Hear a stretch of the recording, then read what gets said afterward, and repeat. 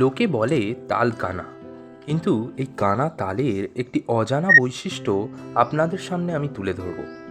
তাল খাওয়ার পর তালের আঁটিখানা মাস দুয়েক মাটিতে এক কোণে ফেলে রাখুন। তারপর এটাকে তুলে এনে ভালো করে ধুয়ে পরিষ্কার করে মাঝখান থেকে চিড়ে ফেলুন।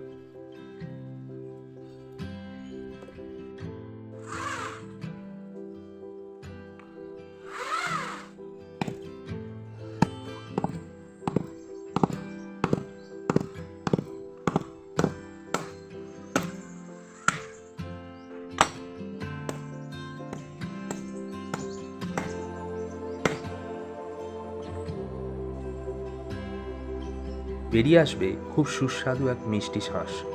গ্রাম বাংলায় এটি তাল করম নামে পরিচিত। ভালো লাগলে ভিডিওটিতে লাইক করতে ভুলবেন না, আর প্রচুর প্রচুর করে শেয়ার করবেন।